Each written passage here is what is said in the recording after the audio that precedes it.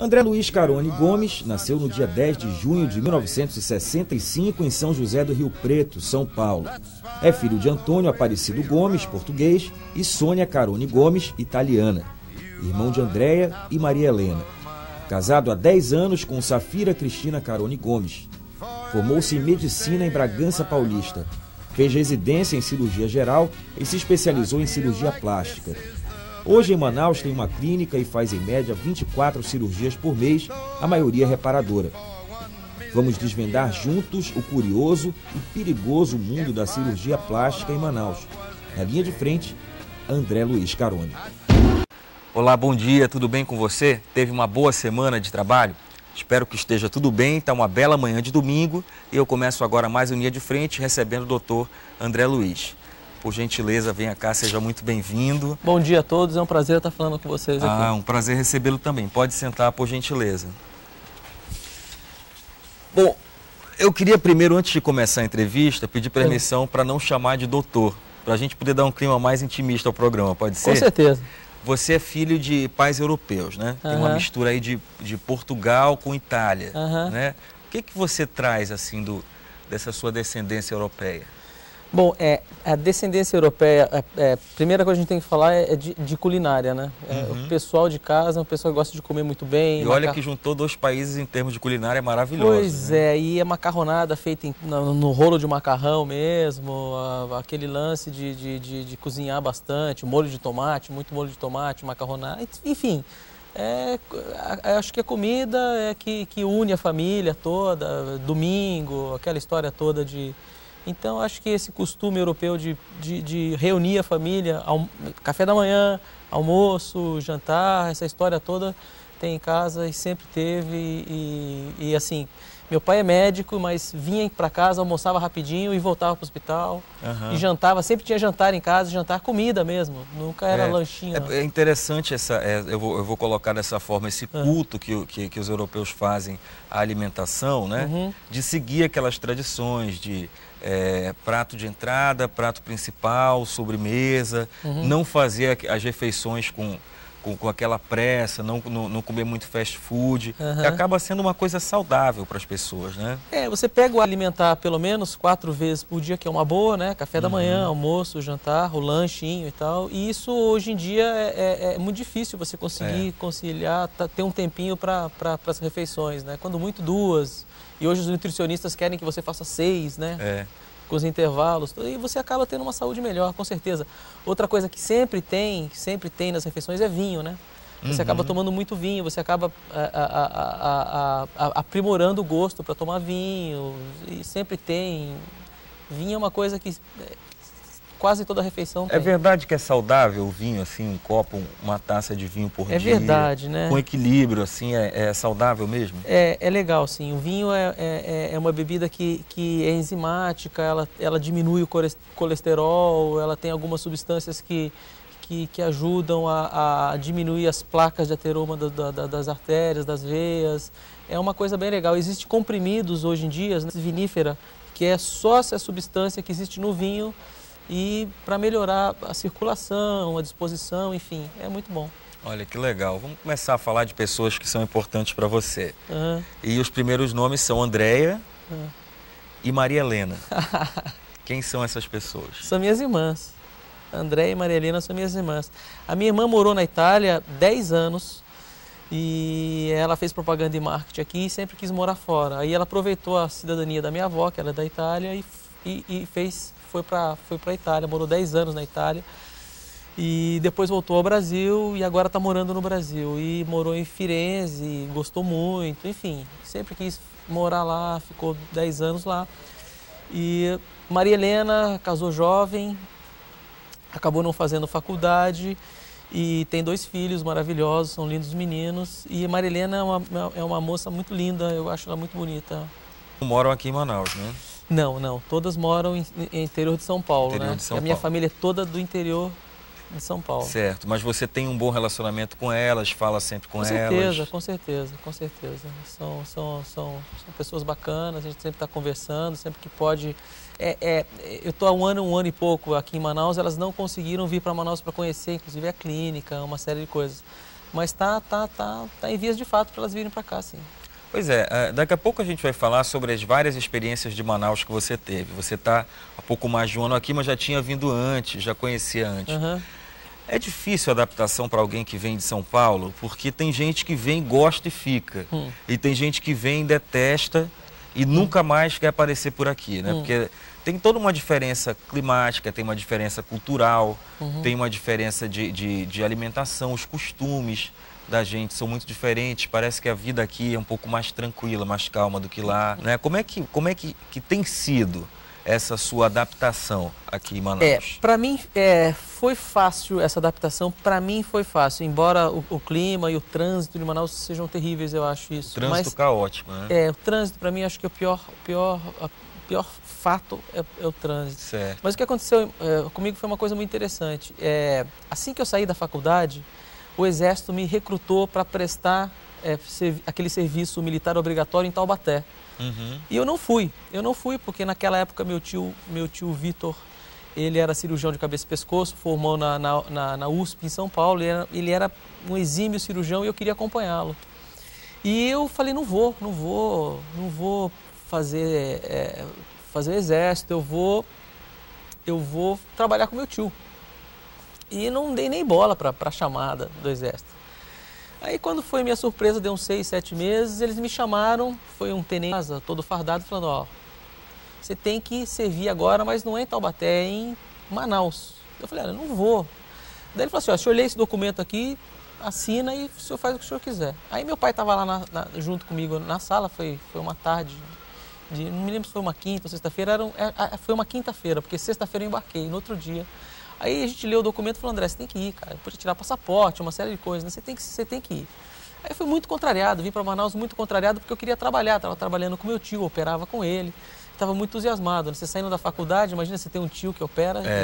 Claro. Eu queria ficar com ele. Bom, enfim, aí quando eu cheguei aqui em Manaus, foi uma época difícil de adaptação, né?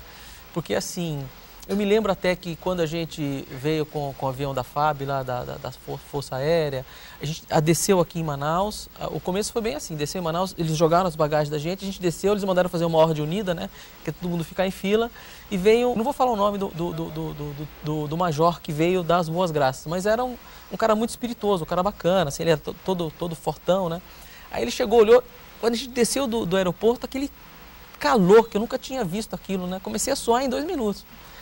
Aí o cara, o tenente falou assim, olha, bem-vindos ao inferno. Eu falei, pô, que recepção, né? Mas depois disso eu acabei pegando esse lance do militar, eu acabei curtindo o militarismo, fui para o SIGS, ganhei a melhor aptidão física do SIGS, fazia rapel e tem uma pista de competição deles ali, não tem? Tem. Essa pista de competição, a gente só, o meu quartel ficou eu era o tenente que organizava, a gente pegou em segundo lugar, como eu era médico, né? Imagina, eu era o último homem da pista que participava e foi uma vitória, foi uma coisa muito gostosa e acabei virando quase que militar. Eu pensei em seguir a carreira militar e acabei gostando de tudo isso aqui. E Manaus me traz boas recordações dessa época. E nessa foi que eu conheci a Cristina, minha esposa. Pois é, então, era nesse foi ponto muito que eu gostoso. queria chegar. Entendeu? No final foi muito gostoso. Aí eu acabei gostando muito de Manaus. Certo. Aí os costumes, as coisas, os hotéis, esses hotéis de selva, a gente acabou conhecendo todos, eu acabei gostando muito. Pois é, e como é que foi essa história que quando você conheceu a sua esposa? Como é que aconteceu tudo? É uma história assim, foi o seguinte, foi um colega que me apresentou Cristina, um colega que eu conheci no shopping center, assim, eu conheci ele, estava fazendo uma ligação, conheci, e a gente marcou um dia de ir na piscina do Hotel Tropical, e nesse dia ele me apresentou a Cristina e tinha um flutuante, naquela época tinha um flutuante, acho que era paulista, não me lembro, e a gente marcou o dia, a gente foi, aí eu convidei a Cristina para jantar comigo, e ela aceitou e começou. Aí dali vocês já começaram a namorar e casaram depois? Isso, logo na sequência, foi tudo na sequência. Certo, e isso tem mais ou menos... Isso já fazem mais de 10 anos, né? Isso, fazem 10 anos. Quando você voltou lá para São Paulo, ela foi junto com você? Isso. Aí ela conseguiu transferência, achei que não ia... Porque aconteceu um lance também de que ela não conseguia transferir, né? Ela é procuradora do trabalho e ela tem que transferir, conseguir a transferência dela. Na época, porque eu estava estudando em Campinas, estava fazendo cirurgia em Campinas. Eu já tinha entrado na residência de geral em Campinas. E eu falei, vem pra cá. Ela falou assim, olha, não sei se eu consigo e tal. Eu sei que o fato é que tudo deu tão certo. Ela conseguiu transferência para Campinas. Eu até havia dito para ela, falei, olha, a gente acho que não vai dar certo você aqui ou aqui, acho melhor a gente terminar. E a gente estava numa situação muito difícil. Eu falei assim, olha, vem pra cá que a gente casa. Eu falei pra Cristina, né? Daí ela falou assim, olha, só se eu conseguir transferência. Então, se você conseguir, a gente casa. Aí ela conseguiu, aí eu tive que casar. Certo, no final das contas. Bom, vocês são um casal ainda sem filhos, não é? E tem essa vontade de ter filhos, de aumentar a família? Assim, as coisas vêm acontecendo na minha vida muito rapidamente. Uma coisa, a cirurgia plástica no Rio de Janeiro, eu queria curtir o Rio de Janeiro. Assim, eu não tenho pressa para ter filho. Eu acho que existem, hoje em dia tem muitos métodos para ter filho. A Cristina está tranquila nesse ponto também. A gente quer ter e a gente está pensando por esse ano, o ano que vem, por aí a gente está pensando em alguma coisa, mas a gente não tem pressa nenhuma, a gente está tranquilo nesse ponto. Acho que por enquanto não está fazendo falta. A gente sempre foi um casal que viajou muito, curtiu muito, gosta de viajar, gosta de chegar tarde e enfim. Curtir a vida do casal, né? Eu não sei se isso talvez tenha um pouco de egoísmo, porque quanto mais velho você fica um pouco egoísta, né? Você tem medo de perder a sua liberdade, né? Porque um filho é uma coisa muito importante, né? Acaba tudo isso. Aí eu quero ir para São Paulo amanhã, por exemplo. A gente pega, tem passagem, se programa em 2 minutos e vai. Se tem uma criança, não é bem assim. Já fica difícil, Já fica difícil. Então, é esse lance, você fica mais velho e você acaba ficando um pouco egoísta. Bom, na verdade, você teve uma juventude assim meio de fazenda, né? Você é do interior e vivia em fazenda. Como é que era essa vida de fazenda? Não, é assim, o que acontece é que papai, ele era médico em Sorocaba. Certo. Mas nas férias que a gente ia na fazenda, mas eu ficava o mês todo de férias na fazenda. A propriedade dele era em São José do Rio Preto, que é do interior de São Paulo, mais para o interior ainda. Então, assim, meu pai sempre, todo mês, carregava o carro de Sorocaba a São José do Rio Preto, são mais ou menos 500 quilômetros. Então, essa viagem foi uma constante na vida de papai. Então, ele trabalhava durante a semana e fazia os esquemas dele. Meu pai é anestesista, ele aposentou já há algum tempo, a gente pode até falar sobre isso depois, é uma história bacana também. E aí, o que acontece? Ele ia para a fazenda mais vezes, chegava nas férias, ele carregava a caminhonete, tinha uma veraneio, que era lembra um carro veraneio? Lembro, eu achava um carro lindo. Tinha essa veraneio. Ele carregava essa veraneio com tudo, a família toda, cachorro, papagaio, ia todo mundo para lá. E talvez, às vezes, ia meu tio e ajudava Então a gente já ficava o mês todo lá e eu tinha dificuldade até de voltar porque eu queria ficar por lá.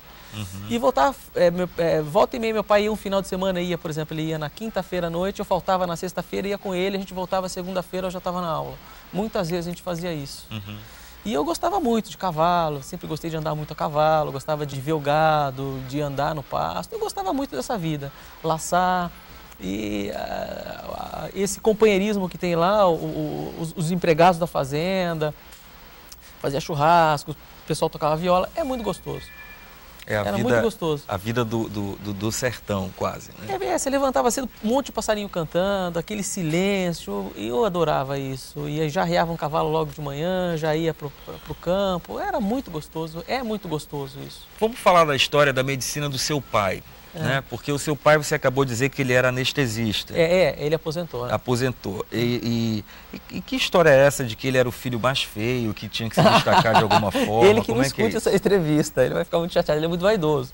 Mas não é que ele era mais feio. Olha, eu não tô... Como era o nome do seu pai? Antônio Aparecido Gomes. Seu Antônio, eu não estou dizendo que o senhor era o filho mais feio, foi ele que disse aqui, que o senhor falava isso. Então, ele é o menos bonito. Eu estou entregando já a acusação aqui para ele. Ele é o menos bonito. O que acontece é o seguinte... esse lance do europeu, né, essa família europeia. Minha avó era italiana, tinha os olhos azuis, ela loira dos olhos azuis, tinha os traços fortes, aquele nariz forte, e era alta, tinha quase 1,80 m. Meu avô, que era o português, que era o baixinho. E teve um choque bacana, porque os caras, os irmãos do meu pai, eles eram muito bonitos, todos tinham os olhos azuis grandes, os caras tinha aquela maçã do rosto aqui, tipo Clark Gable, né, aquele negócio, e usavam aquele... Os caras eram bem afeiçoados, e meu pai era o menos afeiçoado dele. Certo. Então, assim, e era o que mais estudou, né? Uhum. Todos os outros foram cuidar da fazenda, foram ter aquela vida mais tranquila, de interior, de ficar por lá mesmo. Muitos ficaram ali com meu avô, até o meu avô dar toda a herança deles, entendeu? Eles faziam muito sucesso no interior, que eram uns meninos muito bonitos e tal. Enfim, mas meu pai era o cara que tinha mais visão nesse sentido. Meu pai falou, não, eu vou ficar aqui, né? E seguiu a vida. Primeiro foi para Santos, prestou medicina em Santos, não entrou em Santos, depois foi para Sorocaba, prestou, entrou na 5ª turma da PUC de Sorocaba.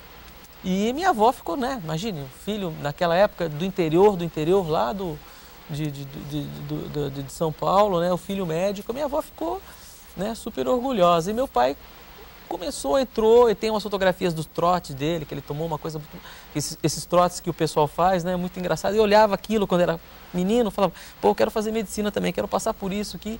E eu achava muito legal. E aí meu pai contava a história, que era do interior, foi para lá, levou o trote, e aquela história toda. E meu pai me levava no centro cirúrgico para ver as cirurgias. Então meu pai anestesiava e eu ficava vendo as cirurgias. Isso com que idade? Isso com molecote, 7, 8 anos, eu já ficava ali, ele me colocava na... E já via as cirurgias, você não se impressionava com aquilo? Eu não entendia nada, eu lado que eu não entendia nada, aquele monte de sangue, mas eu não ligava por... Mas também não tinha medo nem nada? Não, eu ficava, porque eu tinha tanta confiança no meu pai, né, aquele negócio, e meu pai, eu não podia, tá no campo cirúrgico, você não pode encostar em nada, né? Então meu pai me abraçava e a gente ficava assim, e eu ficava olhando, o que está acontecendo? Vai, cortou, o que tem? Então era um negócio que não tinha... Sabe uma coisa quando entra tranquilamente assim? E os amigos do meu pai, os cirurgiões naquela época, eram muito animados. Os caras contavam piada. Eu me lembro até hoje que tinha um cirurgião que usavam óculos grande assim, e ele gostava muito de mim. Ele me passava a pegar pra gente sair com os filhos dele, pra gente ir para o cinema, ir para os lugares com ele. Chamava até Dr. Basílio, nunca vou esquecer o Dr. Basílio. E era um cara muito bacana e gostava muito de mim, então as cirurgias dele, ele falava o que estava acontecendo, o que não estava acontecendo. Oh, vou pegar o Andrezinho no final de semana pra gente passear, posso? Oh, pode. Passava, pegava, ia sair com os filhos dele e a gente ia pra... Era muito gostoso isso também. Então essa união que fez eu ir gostando aos poucos de medicina. Bom, aí você, provavelmente inspirado pela profissão do seu pai, resolveu de fato ser médico, né? Mas não foi uma resolução assim... logo de cara.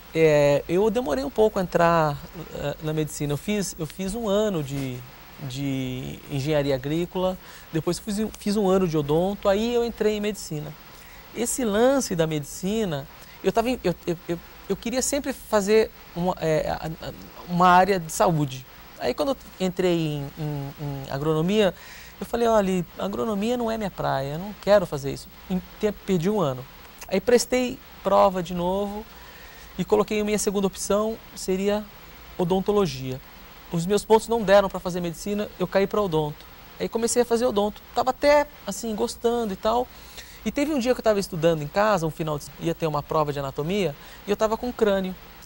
E chegou meu tio, Vitor Carone, que é irmão da minha mãe, em casa, esse que é cirurgião de cabeça e pescoço. E ele chegou na hora certa, né? Eu falei, tio, vem cá, me dá uma orientação para mim aqui, que eu não estou entendendo uma estrutura aqui, mostre para mim.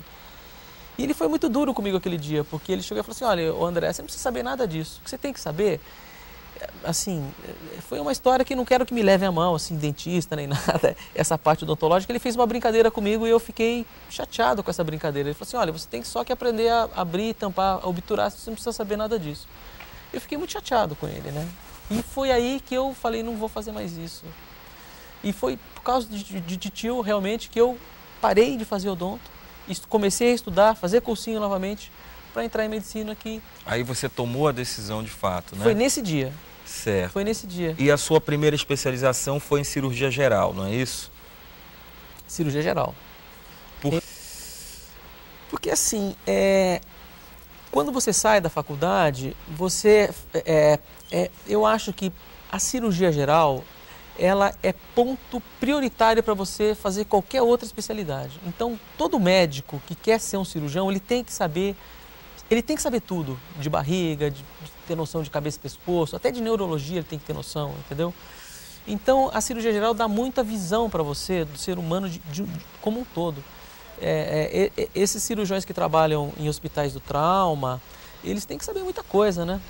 O cara chega politraumatizado lá, um monte de estruturas estão lesadas, o pessoal tem que saber. Tem que saber o que fazer na hora. Tem que saber o que fazer. Então, eu acho que a cirurgia geral, ela é base para tudo. Se você não tem cirurgia geral, você não pode falar que você é cirurgião, não existe isso. Então, você tem que ter essa passagem pela geral e tem que ser uma passagem que vale a pena, que realmente você faz cirurgias, aprende e trabalha, e pode até trabalhar com isso a hora que você quiser, porque uma vez que você aprendeu, você pode até ficar frio, mas você na hora ali demora um pouco mais, mas resolve o problema e sabe o que está acontecendo e tem certeza daquilo que está fazendo. É muito importante. Bom, eu tenho aqui no programa um momento, na verdade são 2 momentos que eu chamo de pergunta vexatória. A pergunta vexatória é aquela pergunta que a gente dá um tempo para o convidado pensar.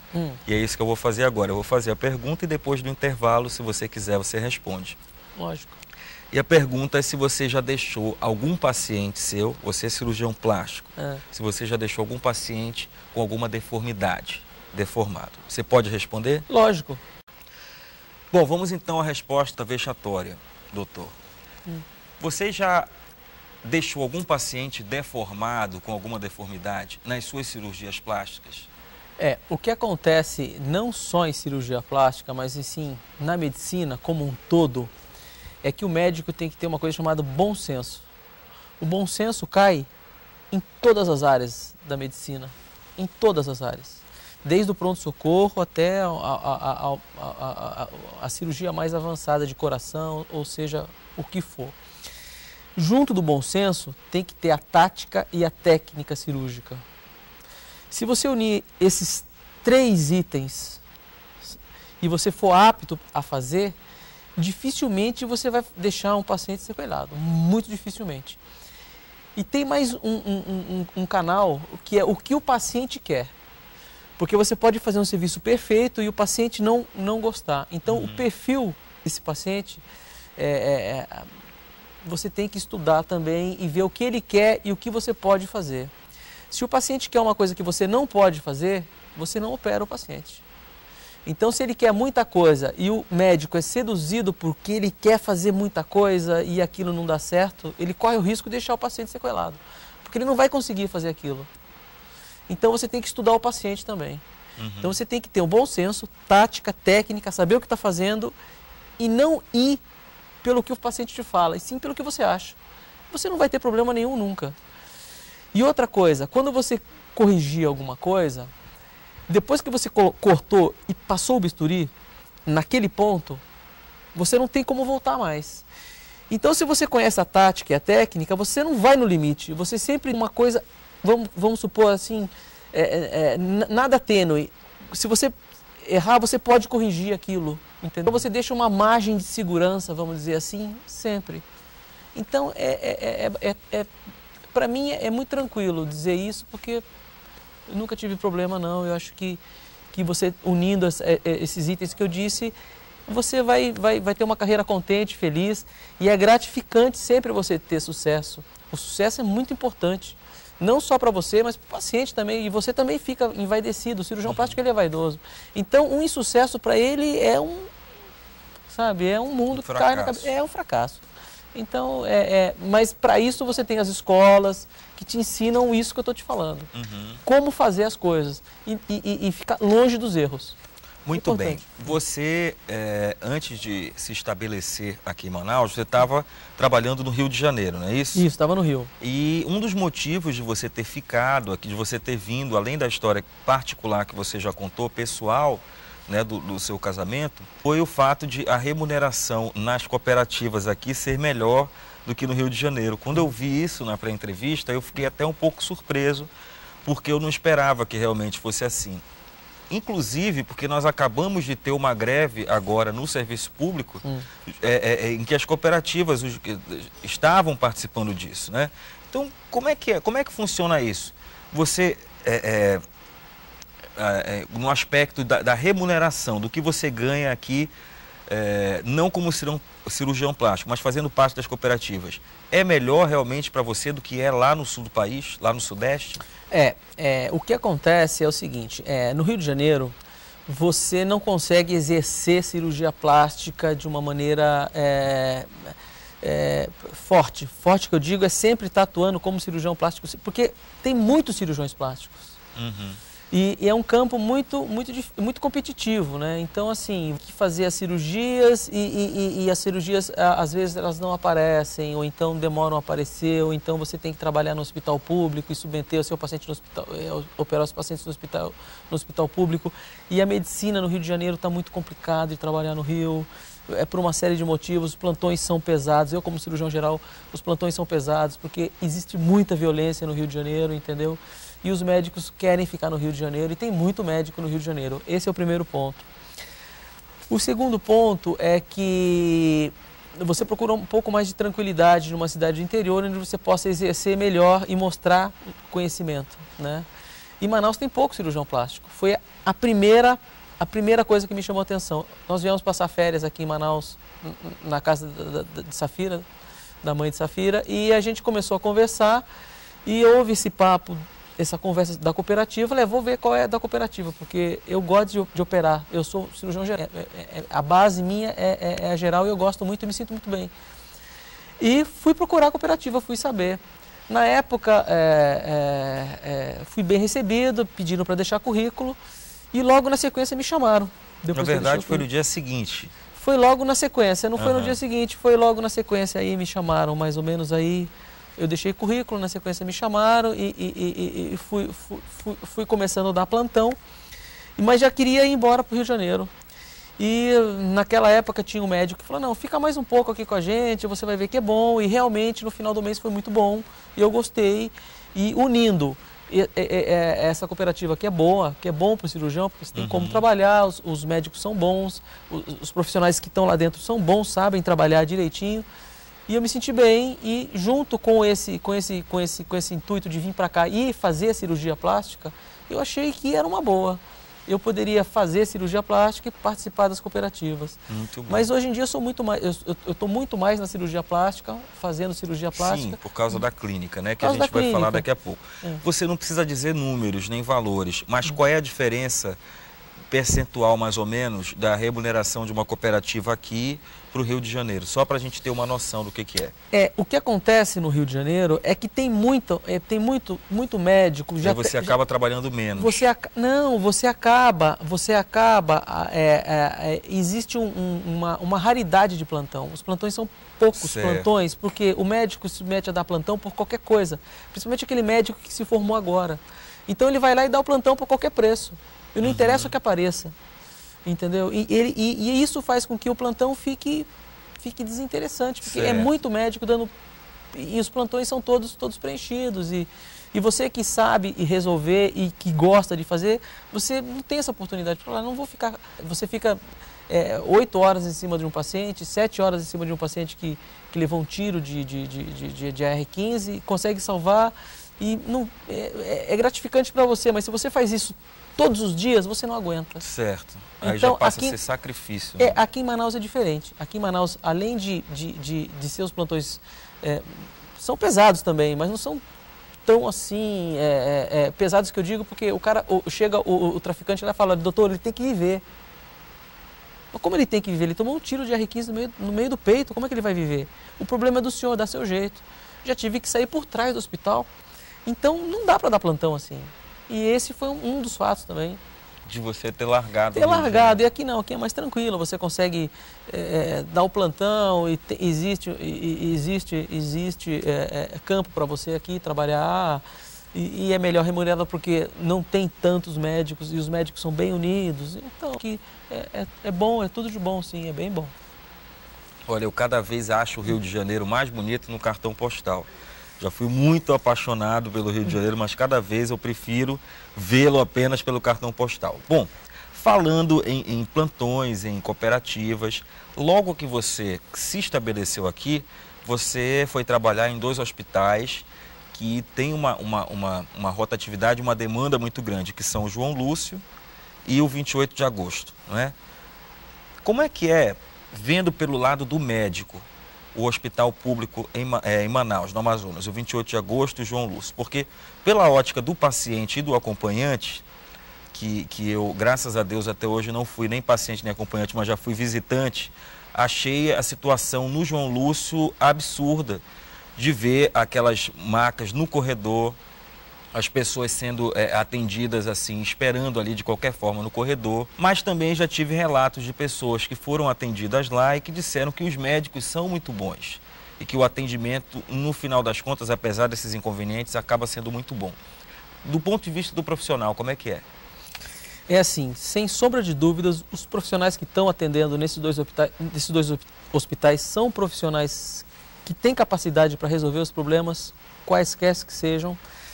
Só que a estrutura deixa a desejar, falta as coisas, entendeu? Porque a demanda é muito grande. Você vai dar um plantão de sábado, de madrugada, começa a fazer um inferno, é muita demanda, é muita coisa séria para resolver e tem muita gente que precisa ser submetida a uma cirurgia e não tem espaço, é muito... Sabe, começa a abarrotar, começa a ficar, as macas ficar no corredor, você fica sem centro cirúrgico porque já estão operando.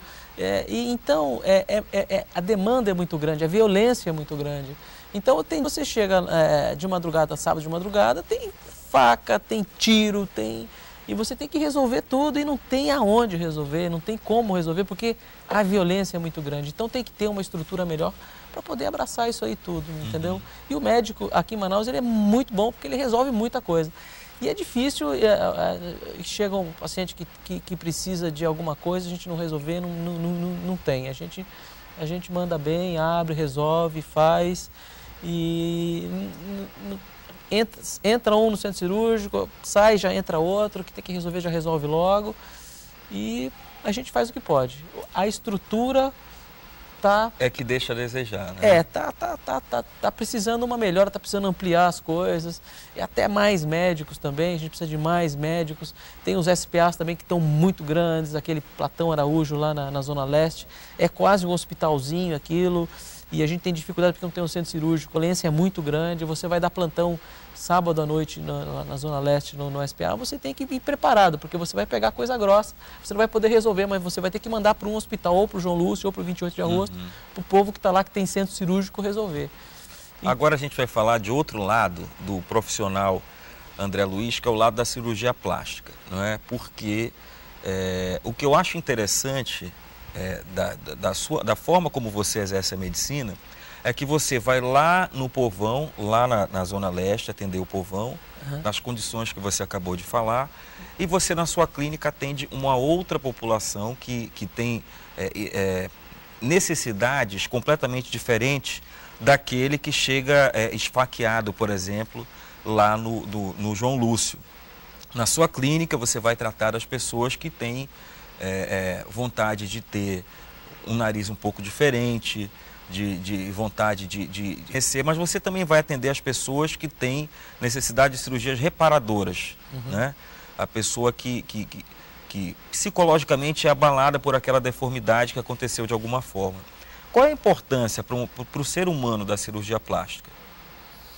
É assim, vamos começar lá no Platão Araújo. O que acontece, o que eu acho, o que eu penso de medicina, é que, infelizmente, quando você está no Platão Araújo, ou está no 28 de agosto, ou está no João Lúcio, você não tem um tempo que você precisa dispor para aquele paciente que está na sua frente, porque tem 500 pacientes atrás. Mas é lógico que o tratamento é mais breve, porque você não pode sentar, conversar, olha como é que foi isso, olha, você não tem esse tempo, você tem que ser o mais breve possível. Mas quando você parte para o procedimento, é a mesma coisa que você está partindo para um procedimento meu na clínica, os procedimentos não mudam. São os mesmos, seja para fazer uma sutura, seja para uma pessoa que pede reconstrução. Então eu vejo muito dessa maneira. É lógico que eu não vou ter tempo para eu conversar com aquele paciente que está na minha clínica privada, o mesmo tempo para aquele paciente que está lá no 28 de agosto, no João Lúcio. Mas o âmago, o fundo é o mesmo, é quase o mesmo. Você só não consegue dar mais atenção para o paciente porque você não tem tempo. Então a medicina é essa medicina. O que você faz lá, você deve fazer aqui. Entendeu? Não é porque aquele paciente tem menos que você vai fazer. Não, você tem que, se você pode fazer uma coisa bacana, aquele paciente que teve um ferimento de navalha no rosto, você vai fazer uma sutura muito bem feita ali. É a sua obrigação. Então, você não pode dar aquele conforto para o paciente, mas o resultado tem que ser o mesmo. Porque o local é diferente. Agora, por que o pobre não tem direito a sair sem cicatriz, se o médico sabe fazer uma cirurgia sem cicatriz perceptível, e o rico pode, né? Isso que a gente depende do médico que você pega no dia. Claro que depende do médico, exatamente. Sabe? Então, assim, se chega e eu posso fazer, nem que demore um pouco mais, o pessoal fique achando ruim, eu faço. Sempre fui assim. E quanto à cirurgia reparadora e à cirurgia estética, a cirurgia reparadora, ela é mãe. Se chega um paciente que você tem que uma paciente que teve a mama extirpada e você reconstrói, é muito mais gratificante para o cirurgião plástico. Eu fiz aquela mama, sabe? É lindo essa cirurgia, é muito bacana. A cirurgia a estética é bonita e tal, mas a reparadora manda. O cirurgião plástico que não sabe fazer reparadora, ele não faz estética. Certo, e você faz mais reparadora, você faz em média 24 cirurgias por mês, não é isso? E a maioria é reparadora. As reparadoras é que você precisa fazer, porque as reparadoras é o seu dia a dia, é o que acontece mais no dia a dia, é o que você, é o que aparece para você fazer, são as reparadoras. As estéticas, elas são particulares, elas são diferentes, né? Você não tem esse volume de estética para operar sempre. Você faz as reparadoras. Certo. Entendeu? Quem trabalha muito, né? 24 cirurgias por mês, entre reparadoras e estéticas, ganha muito dinheiro. Você já ficou rico em tão pouco tempo? Não, eu trabalhei muito. Trabalho muito, sou um cara muito consciente das coisas. E assim, é o que eu digo a você, a maioria são cirurgias reparadoras ou então nas cooperativas. Então esse tipo de cirurgia você não ganha tanto. Você ganha mais na parte estética, que é aquela paciente que chega, quer modificar o nariz, não está contente com o nariz, quer modificar a mama, não está contente com a mama, quer tirar um pouco de gordura, aí nesse tipo de cirurgia um pouco mais. Mas infelizmente na cirurgia reparadora você não ganha. Porque não existe um bloqueio aí, toda uma política, a gente vai começar a falar sobre isso, vou ficar chateado, e não adianta nada, porque nada vai mudar. Em Manaus, no Rio de Janeiro, em São Paulo, é praticamente a mesma coisa. Em São Paulo, no Rio de Janeiro, acho que até um pouco melhor, o cirurgião plástico consegue exercer a cirurgia reparadora um pouco melhor do que aqui. Não sei se você de casa percebeu, mas eu percebi, ele fala de medicina com empolgação, né? Realmente passa a impressão para a gente que é a coisa que ele mais gosta de fazer e que ele faz isso porque nasceu para fazer isso. Eu estou sentindo, né, isso da parte dele. Mas vamos para outra pergunta vexatória? Vamos lá. Antes das vexatórias eu costumo fazer um elogiozinho para agradar e depois eu venho com a pergunta.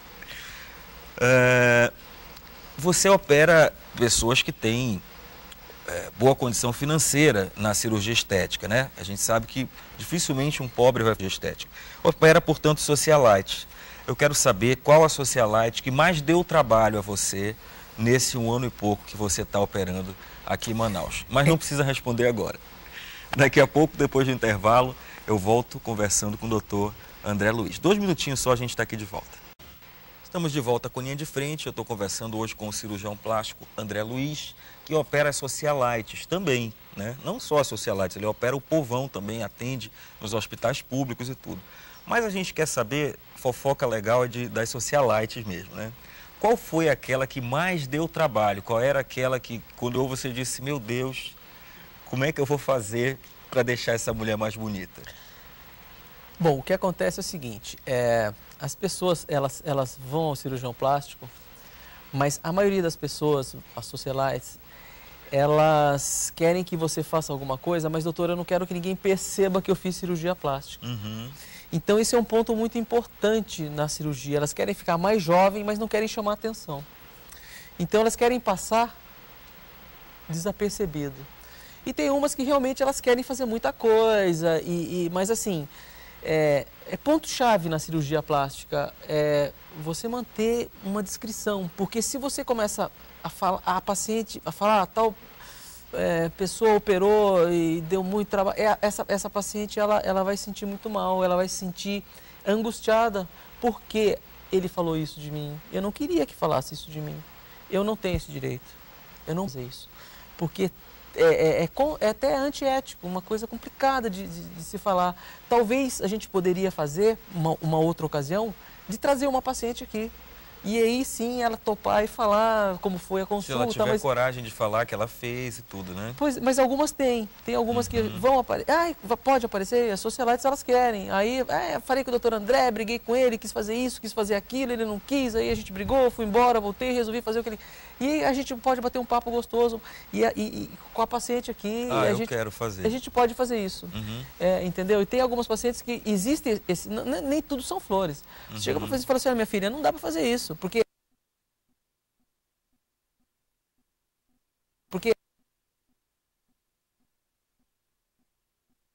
aí você já fala assim, olha, não dá para fazer. Não, o senhor não quer fazer, não vou, não é que eu não quero, é que eu não posso. E a paciente realmente, ela bate naquilo, vou procurar outro profissional, fique à vontade, que você achar melhor.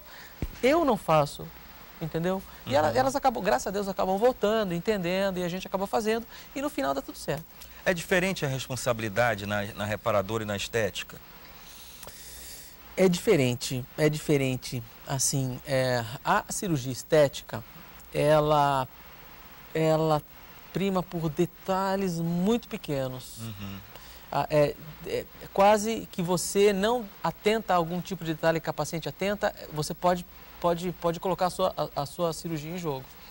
A cirurgia reparadora, não que ela não exista, ela não tem esses detalhes, mas você, ao longo do tempo, você tem cartas para ir melhorando isso aos poucos e o paciente sabe disso. Então você pode fazer 3 cirurgias reparadoras até ficar bom. E na cirurgia estética você não tem esse jogo de cintura, tem que ficar bom logo, ela fique bom logo, ela já quer voltar a trabalhar logo, e ela não tem essa paciência, ela sabe que ela não está doente, ela quer um resultado bom imediatamente. Então, existe isso. Então, você tem que saber que a cirurgia reparadora, você tem mais cartas para tirar, o paciente sabe que ele está doente, sabe que teve um câncer, sabe que ele teve uma mutilação, ele sabe que aquilo é difícil, que como é que o doutor vai fazer isso? Até eu fico falando, pô, tem que estudar isso aqui, porque isso aqui é difícil. Manda e-mail para colegas lá do Rio de Janeiro, Paulo Real, lá do INCA, pessoal, me ajuda, faz isso, faz aquilo, mas eles também ficam perdidos, então tem coisas muito difíceis para resolver. Pois e aí é que a gente fica preocupado com a questão do erro médico, né? O que é considerado numa cirurgia estética um erro médico? Porque vamos supor que eu vou com você operar o nariz e o meu nariz fica aparentemente perfeito, mas eu não gosto. Eu posso considerar isso um erro médico? Você tem que conversar muito com o paciente. Está no centro da face, vamos falar um pouco de nariz. E como esse nariz está no meio da cara, aquilo muda a fisionomia do paciente. Então, assim, você tem que ser muito tênue na cirurgia do nariz. Então, aquele paciente que quer mudar muito o seu nariz, quero ficar com o nariz igual do Michael Jackson. Deus me livre. Mas existe. Eu quero ficar com o nariz igual de fulano de tal. É complicado, você nunca vai deixar o nariz dele igual, é difícil, não tem essa. Então você tem que escolher também o paciente, você tem que saber falar não para o paciente, e você tem que estudar. É a questão do sonho impossível dele, né? Que ele nunca vai conseguir ser aquela pessoa que ele quer ser, né? Você tem que estudar o perfil do paciente, ver se ele cabe, aquela cirurgia cabe, e se aquilo que você pode oferecer para o paciente, ele vai ficar satisfeito, porque ele pode tornar um problema. E o nariz é uma questão de autoafirmação. Um professor meu no Rio de Janeiro teve um problema desses com o paciente, que operou o nariz, perdeu aquela característica de machão, ele ficou com o nariz mais delicado, e as coisas começaram a dar errados na vida dele, e ele amputou isso ao nariz. Então ele falou assim, olha, doutor, eu quero voltar a ter o nariz que eu tinha, porque... Nariz de macho ele queria voltar a ter. Exatamente, porque isso está me dificultando no dia a dia, as pessoas não estão me respeitando. Não tem nada a ver. Então era da cabeça dele. Então ele tinha um nariz horroroso, bem marcante, forte, ficou com o nariz mais suave, as coisas começaram a dar errado, ele amputou isso ao nariz e achou que era o nariz, só que não tem volta mais. E esse paciente torna-se um problema, entendeu? Certo. Então é um paciente que você tem que, não deveria ter operado. Então é muito complicado também você se antecipar e saber o que o paciente vai querer, o que o paciente não vai querer. E sem falar na questão do risco que existe na mais simples cirurgia, sempre existe um risco, não é verdade? Sempre tem um risco, né? O paciente vai submeter uma anestesia, mesmo que seja local, existe um risco, você tem que ser cauteloso, tem que saber quantos miligramas por quilo, anestesia local, toda aquela história, fazendo um ambiente, no mínimo, que tenha o mínimo de aparato possível. Mesmo uma cirurgia local precisa de oxigênio, oxímetro de pulso, entendeu? Então precisa de algumas coisas, né? E as cirurgias maiores nem pensar em fazer em clínica, fazer em hospital, que tem UTI. A minha opinião é essa. Com toda a segurança. Falando em clínica... Eu quero saber como é que é a sua clínica, o que você oferece na sua clínica, como é que é feito o atendimento lá, quais são os profissionais que trabalham com você. A minha clínica ela é bem compacta, assim, ela tem um fisioterapeuta, tem o nutricionista e o cirurgião plástico. Eu ofereço tratamentos faciais, peeling de cristal, tratamentos de lipolite, esses tratamentos pequenos que podem ser feitos na clínica sem risco nenhum ao paciente. Pequenas cirurgias, eu posso dizer assim, uma correção de pálpebra superior, coisas pequenas, o cirurgião plástico faz lá. E tem a fisioterapeuta que faz a endermologia, tem um aparelho de enderma, a dérmia lá, que é um aparelho bacana, que ela sabe mexer no aparelho, que ela consegue tirar medidas. O nutricionista que ajuda esse pessoal que precisa emagrecer, porque o pessoal chega lá com excesso de peso, quero ser operado amanhã, não posso operar você assim, que você não vai ter um resultado legal. Então não adianta te operar agora, porque você vai falar para mim, olha, doutor, não ficou bom. Então passa com o fisioterapeuta, passa com o nutricionista, esse paciente vai ter um bom resultado. Ele vai começar a se alimentar melhor, vai começar a ser estimulado a fazer caminhada, exercício e vai ter uma qualidade de vida muito melhor. Então a clínica ela está nesse sentido, por enquanto. Futuramente eu quero ver se eu consigo fazer um centro cirúrgico em cima e fazer uma coisa uma clínica com hospital mesmo para poder fazer minhas cirurgias lá, mas isso mais para frente. E não usar os outros hospitais que estão aí em Manaus. Eu ter o meu espaço ali. É a ideia. Olha, mas para quem tem menos de 2 anos de Manaus, ele já está muito bem, né? E vou dizer de novo o que eu já disse. O mais importante é a gente ver que o profissional faz o trabalho porque gosta. Eu jamais conseguiria trabalhar com uma coisa que eu não gostasse. Com certeza. Então a gente tem que gostar do que a gente faz para poder fazer bem feito. Eu quero agradecer a sua presença no programa. Vou lhe presentear com uma camiseta. A camiseta laranja do Linha de Frente. Essa camiseta ela serve para você lembrar que esteve aqui, que fez parte do nosso seleto grupo de entrevistados do programa, oferecida pela Estamparia. Muito obrigado por ter vindo, foi um prazer recebê-lo aqui no Linha de Frente. Prazer Sucesso na sua profissão. Foi meu de falar contigo aqui. Ah, que é isso. Estamos à disposição, vamos fazer aquele bate-papo com a paciente, se você quiser, a gente Vamos escolher uma pessoa bem legal, bem interessante, para ela que tenha coragem de falar, para ela vir aqui contar a experiência dela. Obrigado por ter vindo. Gente, fico por aqui, semana que vem tem mais Linha de Frente. Uma boa semana de trabalho para você, que você curta bastante o seu resto de domingo e até o domingo que vem. Tchau, tchau.